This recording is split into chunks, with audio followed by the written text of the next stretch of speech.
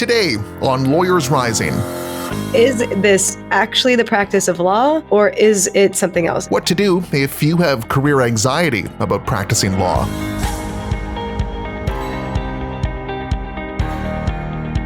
Hello and welcome. I'm joined today by two members of the BCG Attorney Search Team.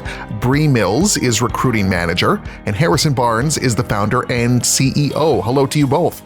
Hi. So we're going to talk a little bit about career anxiety. Everyone has experienced it at least one point in their lives, in their careers. We're going to talk about it in kind of two different facets. The first, at a kind of more superficial level, is for lawyers, talking about why the environment that you're in it might be causing you some anxiety. We'll get into some deeper questions later on, but let's just start with this more kind of basic anxiety that I think a lot of lawyers experience, at least at one point in their career, and that has to do with where they are practicing law, be it the law firm itself or indeed in the city that they're at. Can you talk a little bit about that, Harrison? Yeah, I mean, there's environmental, and that would be environmental career anxiety. And environmental career anxiety just revolves around, it could be the people that you're working with, meaning, you could be working in a very conservative firm or a very liberal firm and you don't like it. It could be the pace of the work.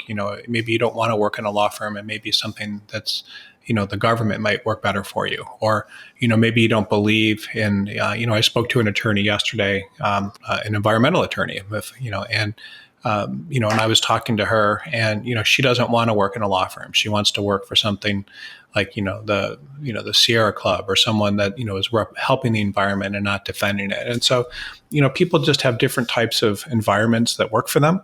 And, sometimes working in a smaller law firm can be good for someone. Sometimes working in-house can be good.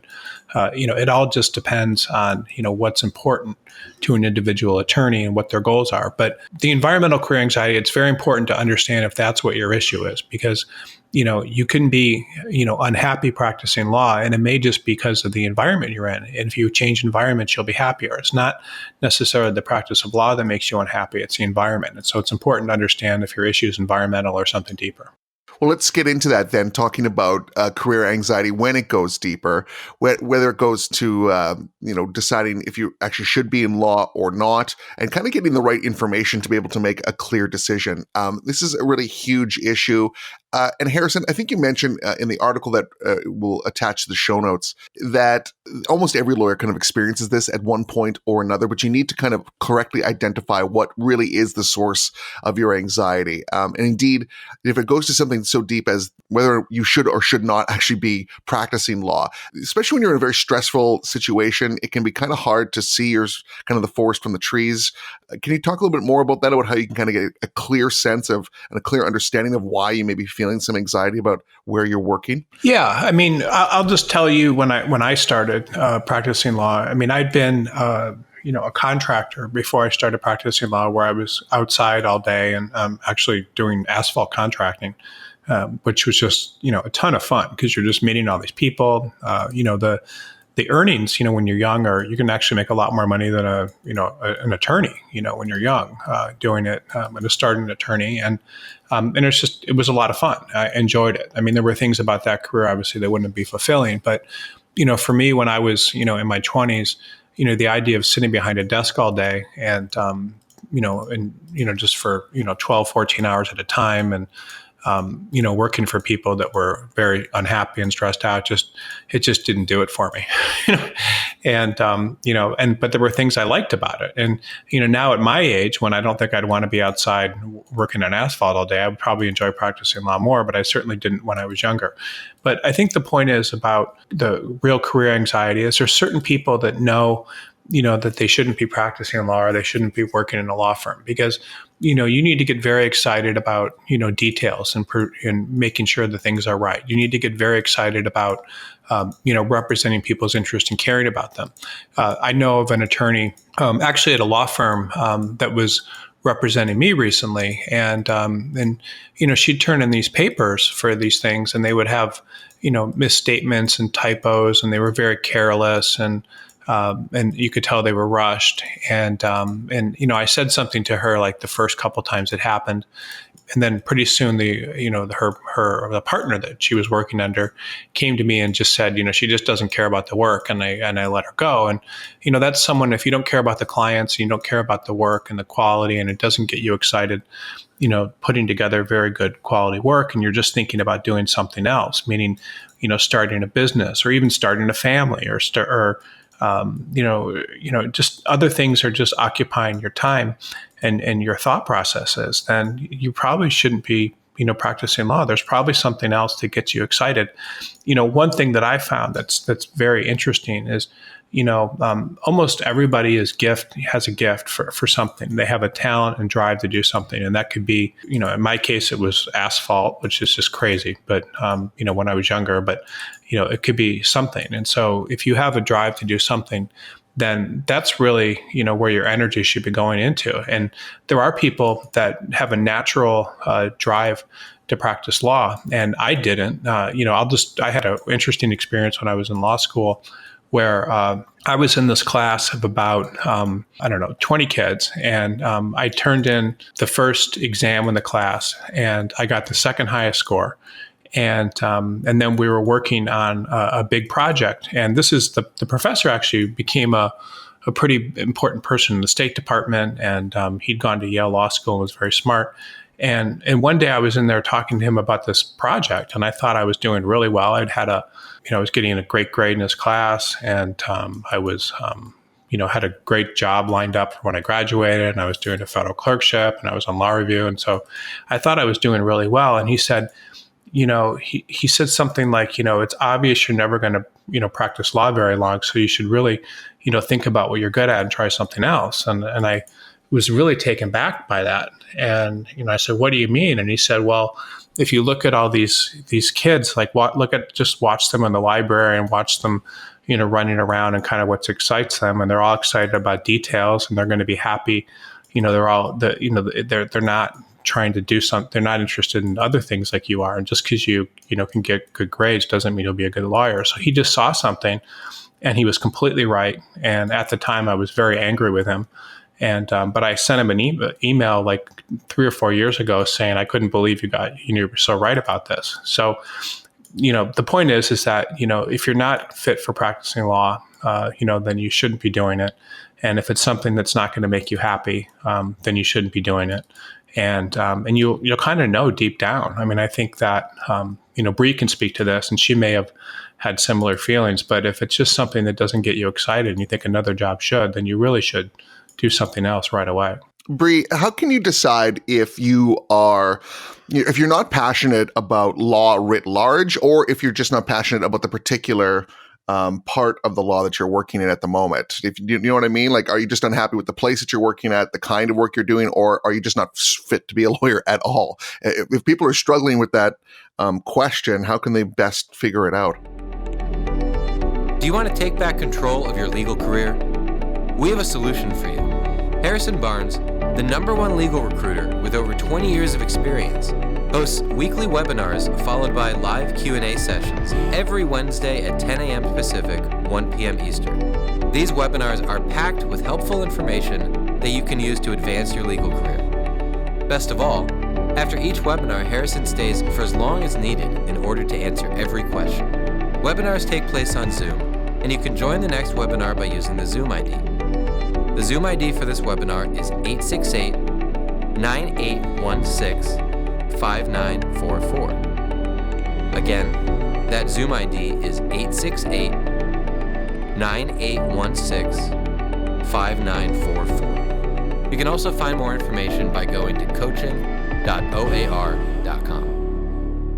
Yeah, I think you need to see what parts of your day you do enjoy and understand what parts are sort of non-negotiable for being a lawyer in your practice group. So for me in particular, I was a litigator and I loved the idea of going to court, of doing depositions, of really getting client contact and learning the story and becoming an expert on something, doing the actual sort of substantive work of being a lawyer. I loved that. But the reality of being a litigator is that you have an immense amount of discovery to do. And there's a lot of sort of solo time in your office behind your desk writing motions. And I think that was the stuff that I started to see, like, I just don't have a passion for this. And this is sort of a non-negotiable part of being a lawyer. So, I mean, I think you kind of have to understand, are the fun parts that I enjoy going to outweigh the parts that are just make me like not want to get out of bed in the morning and go into the office and have to do this drudgery. Because I think for some people, they absolutely do. And I think as your career progresses, that can be a symptom of your environment, is like whether or not you're kind of doing too much of that drudgery and not enough of the sort of reward side of your practice. So in that sense, being at a big firm might prevent you from seeing some more of that real substantive work, whereas you could go to a boutique or a smaller firm and have a little bit more of that, case management, really kind of be able to be the decision maker of a case and not be micromanaged and move things forward. So I think you really need to look at, do I like this work, and do I like the work enough, despite the drudgery, because I get these bright points and exciting points and the feeling of winning and the feeling of succeeding and, settling a case or winning a motion for summary judgment, or, I think some people really are driven by that. But if those, you kind of have to weigh them. And that's very specific to sort of to litigation. But, and I think, think about, are there skills? And I think this is the kind of question that a lot of me in the position of recruiting manager of BCG attorney search, when I'm trying to bring on new recruiters, the things that I'm often getting from them is that there are parts of their personality that they do not really get to exercise in being an actual attorney. And there's a lot of the same things that I hear, that they really like to work with people and they like to kind of build consensus and have agreement and go in a positive direction. Whereas sometimes being a lawyer is really not about that. It's about sort of crushing your enemy. And so, there might be just a part of your actual personality that you're not getting satisfied by the work that you're doing. And I'll just say one other thing, that Harrison had kind of touched on, is kind of like that girl who was, wanting to work for like the Sierra Club and doing environmental work that's in protection of the environment. I got very kind of burnt out on, lawyers really have to have a bifurcated mind, and you have to have, sort of separate sometimes your emotions from the work that you have to do. And some people are better at doing that than others. And that personally for me really started getting to me, having to defend clients who did things I was really not a fan of. And, I wasn't really able to make that kind of, to section those things off in my mind. So I think that starts to be what does start to weigh a little bit on the person who maybe isn't in the right career. If that kind of stuff is, starts to weigh on you, and you kind of don't feel deeply satisfied with the overall purpose of what you're doing. Yeah. And, to that point about trying to gather the best information, it can be hard, especially in the younger part of your career, the early part of your career, where you're sort of operating in a vacuum and trying to get good information about what you should be doing or how you should go about kind of solving your problems isn't necessarily readily available. And indeed, there's a lot of people out there offering advice that is often terrible advice. And it's sort of hard to kind of delineate between the good and the bad, again, especially when you're kind of inexperienced. Harrison, can you pick up on that point about when you go trying to seek some advice, seek some information about what your next move should be? You speak a lot about not making rash decisions, and we've spoken about that in the past, and to try and gather good information. So how do you do that? Where should you go? Well, and that's a good question. I mean, the problem with asking for people for advice that I found is that when you ask people for advice, most people have, a hidden agenda. So, if you ask your family for advice, they may see you as an attorney. If you ask your parents and want to have a child that's an attorney, and that that may not be helpful. And they may make you feel like if you're not an attorney, you're going to disappoint them. If you ask I once hired a recruiter, and she still works here, and she was having career anxiety, and she was in New York. And so she went, and there was this woman that charged $1,000 an hour to talk to her about her career. And to me, that seems like, that's kind of that's more than most attorneys charge. I mean, it's crazy, and so, maybe someone's got great advice for $1,000 an hour, but, it does seem like, that, that's someone that kind of is preying on you a little bit. Yeah. And the person also happened to be a recruiter. So if you wanted to go work in a law firm, they'd tell you about that, which seems to be a little bit of conflict of interest. And then, and then you have legal recruiters. I mean, a legal recruiter's objective is to fill openings inside of law firms or companies. And so, their success, their solution is generally going to involve, telling you to go apply to new firms. So, I think that, the idea is that whoever you talk to will have an agenda, and in most cases. And, and I gave the example of this girl that I know, and she was getting ready to graduate from Harvard with a degree, and she was taking a psychology class, and this professor was teaching his very last class, and he'd been teaching there for like 30 or 40 years. And, I guess he must have thought that people that take psychology classes also end up going to see therapists, because he said, the most important decision you'll ever make is what, therapist you go see, because your therapist is always going to have agendas. They're going to be, they could be liberal or racist or conservative or whatever. And they're going to make you feel that whatever you're doing is good or bad based on their own opinions. And so, a good person that's good at that job that maybe leaves himself out of it could be very good, but most people are going to have a hidden agenda, even if they don't realize it, and they can mold you into one person or another you may not be, good for. So the idea that I think is, if you have anxiety about your career, you do need to talk to someone. What I always try to do, and one of the goals of my career and writing and doing podcasts and these articles and videos and so forth, is to give people tools to kind of reach their own conclusions and about who they are and what they want. And because you can read an article and you can get a point of view, but then you can, read someone else's article. And, so when I was having career anxiety, what I would do is I would read, lots of books about different, things, about, whether it was, books about other attorneys, or books about, the things that other people went through. And that was something that helped me. I would say, another option would be, you can certainly talk to a career counselor, but, a career counselor may not really have the tools to help you understand what's going on. In most cases, it's going to be a question of, what type of career is best for you and what makes you happiest and what drives you. And just one more thing, sorry, I keep coming back to the point of everyone has something that they're good at.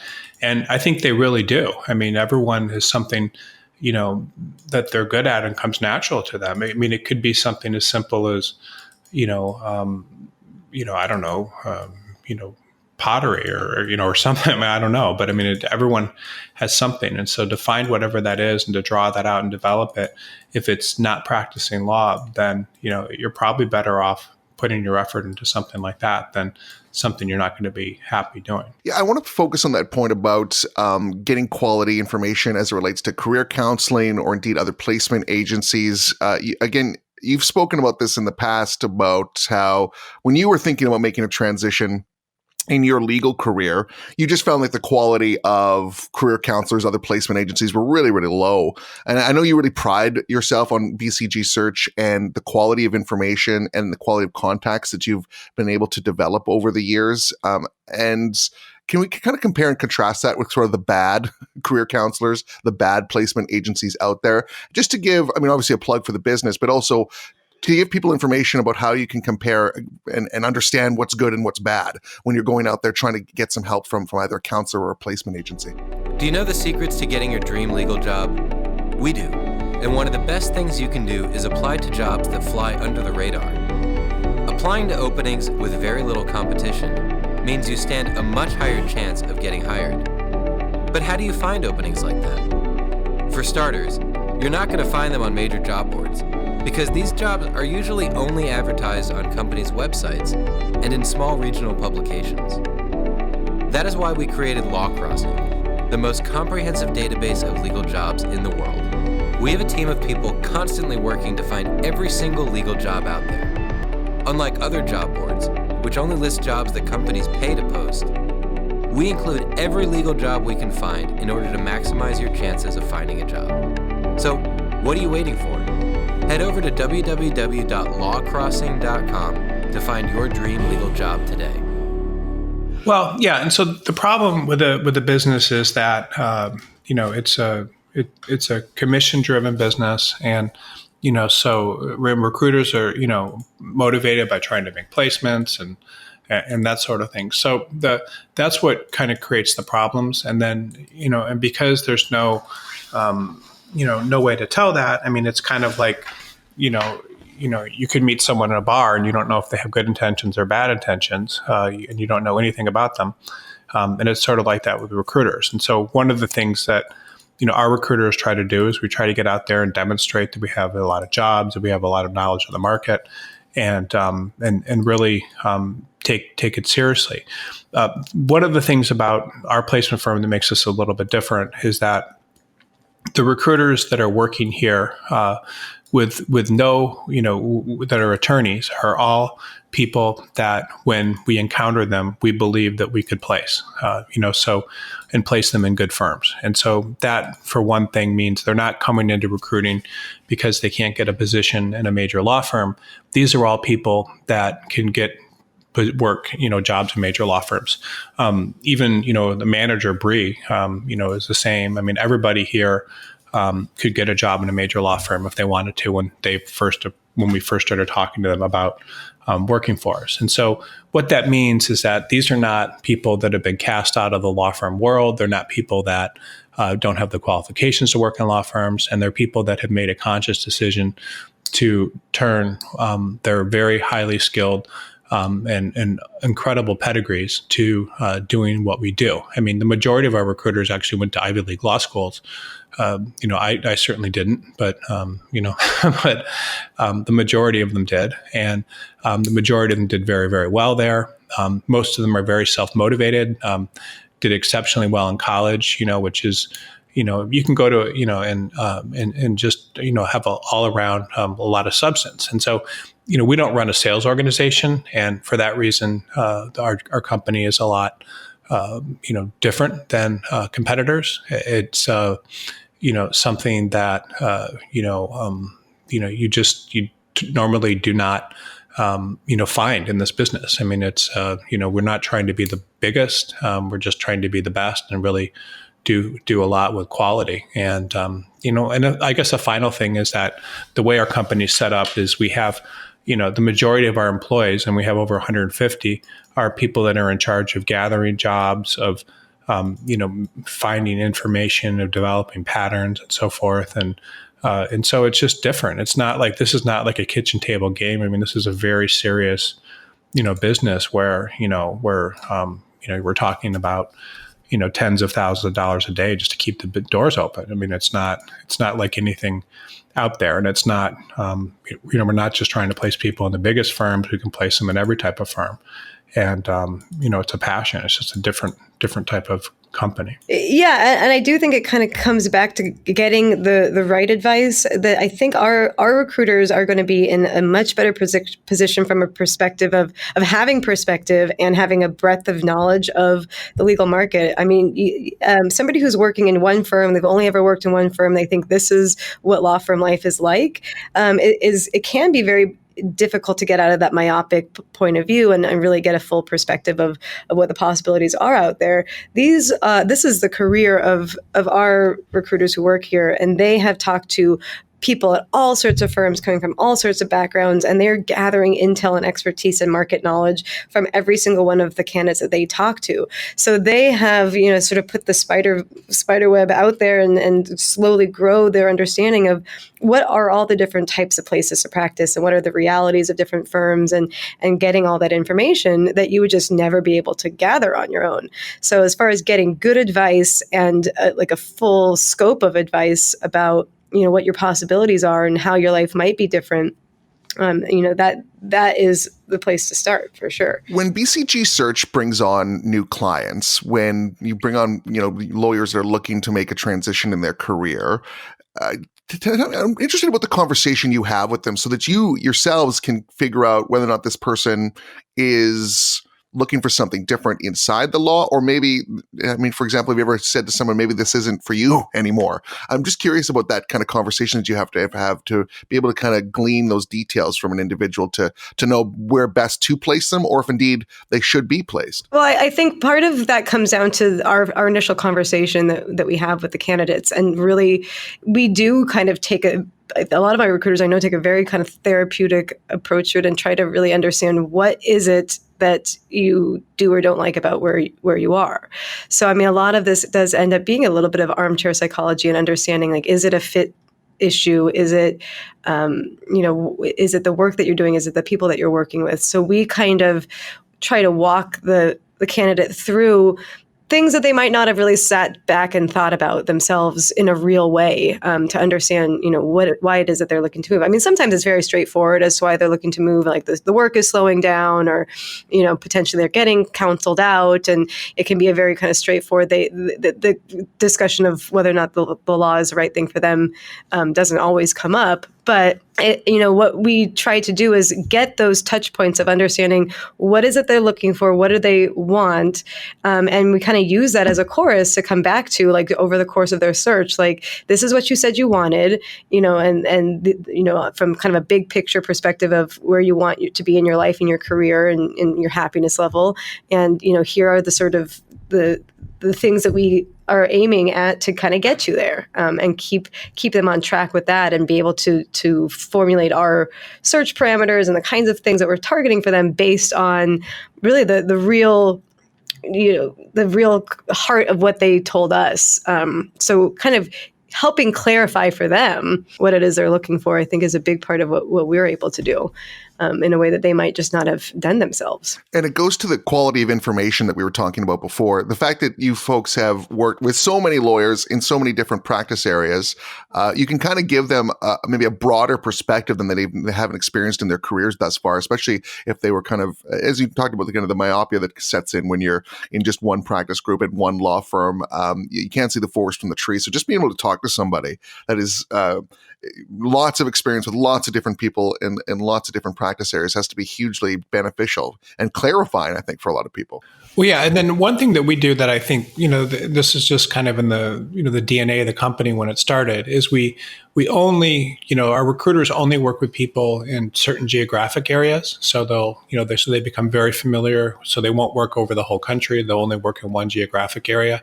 I will occasionally work with people all over the country, but for the most part, almost all the people that we work with, I mean, every single recruiter will work with people in one, geographic region. And then that means that we understand the firms in those regions better. And it's a big job. I mean, theoretically, you could have, a recruiter in just different parts of a city, because there's so much to learn about each individual firm and to establish relationships. And then the other thing that we do that I think is really important is we're very honest that we only place people inside of law firms. We don't try to, be all things to all people. We don't try to start businesses doing contract placement. We don't try to have businesses doing in-house placement or placing paralegals and things like that. I mean, doing the work that we do as in the law firm world is very, very time consuming. I learn new stuff, several things each day, and so does Brie. That's one thing, it makes our job so interesting.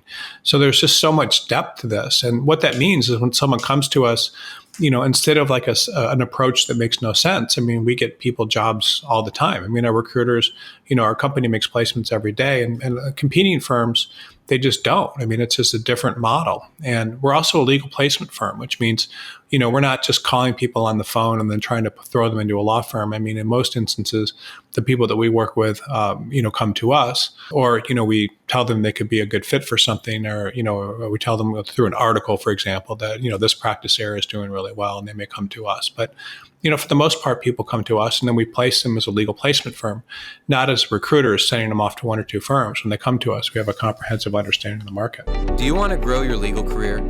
A lateral move might be the right choice to get you on track for your career goals. Working with a legal placement firm like BCG Attorney Search can open doors for you and help you live the life you dream of. If you're looking for a new legal job, send us your resume so we can help. Visit www.bcgsearch.com and click on Submit Resume to be paired with one of our legal placement professionals who will work tirelessly on your behalf to get you your dream legal job. Submit your resume to www.bcgsearch.com to get started today. And just to kind of pick up on that point, what we're really doing is we're working with the candidate to find the right fit for the candidate, as opposed to the law firm comes to us and we're just trying to cast out blindly to find people that might fit what the law firm is looking for. I mean, so that really allows us to take into consideration the different nuances of the actual candidate that we're working with. And we're trying to actually find a match for a career path that makes sense for that candidate, and not just shove them into a firm because on paper they seem that they might fit, which I think is a really real benefit to our candidates in the long run. Is that we are not so focused on finding 10 different people to send to this one firm. We're focused on finding 10 firms to send this one candidate. But one final thing is that, our recruiters tend to be very collaborative with each other. So, because they're not competing for candidates and they're not competing for jobs, and we actually go out and get all the jobs for the recruiters, and they're not competing, cold calling firms for candidates. They're collaborative and they share information, and so it's not, everybody's not just in one island. They're all working together. I wonder to what we talked about. You have to gather as much information as possible, get a better situational awareness of the industry that you're working in. But I wonder to what degree you run into folks that need to go kind of deeper internally to be able to make a better decision about where to go next, that they don't fully understand why they're experiencing some job anxiety, some employment anxiety. This is difficult because it sort of gets more into like psychology and counseling rather than just helping people find a better job. Can you talk a little bit about that, and to what degree you can guide someone at BCG Search to try to better understand their internal motivations and what might be best for them? Yeah, I mean, a lot of times people will do things like they'll want to switch practice areas, or they'll want to, they say they just want a boutique firm. And so if somebody wants to switch practice areas, a lot of times, I mean, there are reasons to do that. And that's something that can be, a good idea for some people. But, the most part, when you run into things like that, the person may actually just think, that they just need to try a few more things and be unhappy practicing law. So if you run into that, then, that's a lot of times a sign that maybe the person should be doing something else. Another thing is, if they've taken a lot of time off and want to come back, that usually doesn't work. I mean, if someone takes time off and they come back, even if they get a good job, they typically will leave again. Someone has to be internally motivated and really like practicing law. And there are a lot of people like that. I mean, most attorneys that stick with it really like it and are comfortable with it. So, but you just have to ask those kind of questions and see, what the issues are with a person. I mean, the one thing that I would say, a lot of times, I'm actually on on one end of this. A lot of times when I talk to attorneys in New York City, and to a lesser extent, maybe Silicon Valley and a couple other places in the country, and just some large firms in general, is there a lot of times they're so shell shocked from having worked just really inhumane hours and not seeing any opportunities and so forth, that they think they've completely given up on the practice of law. And I mean, that's crazy. It's like, because my thought is, the reason that people give up is they feel, that it's hopeless. Like they feel like they have no control of their life or their situation, and therefore they need to quit. And so, in a New York City law firm that's really big, it's going to be impossible to make partner. If you want to stay there and make that kind of income, you're going to need to be part of this treadmill where you're working all these hours and so forth.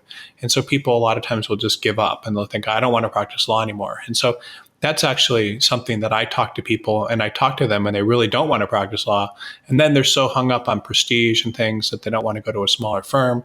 And a lot of times the best attorneys and the ones that have the most anxiety are the ones that shouldn't be giving up. They're the ones that their anxiety is just because they put themselves like on, this incredible track where it's just not for them. I mean, if you're 350 pounds and you're expected to run a competitive marathon 3 times a week, I mean, that's just probably not a good idea. If you're running against people that weigh 80 pounds that are, have this like really, because you're just going to it's just not for you. And that may not be the best example, but the idea is that, there's certain types of, you might be a really good sprinter and not a good long distance runner. And you need to be in an area like a type of firm that is going to make the best of your skills. And so that may be a smaller firm. They work in a smaller market, and maybe another practice area, but in most cases, just a different environment, and that's, so attorneys, I talk to them all the time, and I just see them giving up or having all these health problems and so forth because they're in the wrong environment. I think it can be difficult to find the time to really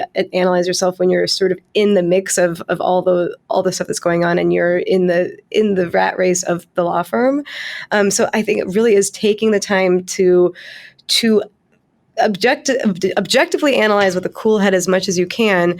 Okay, what is it that is making me unhappy here?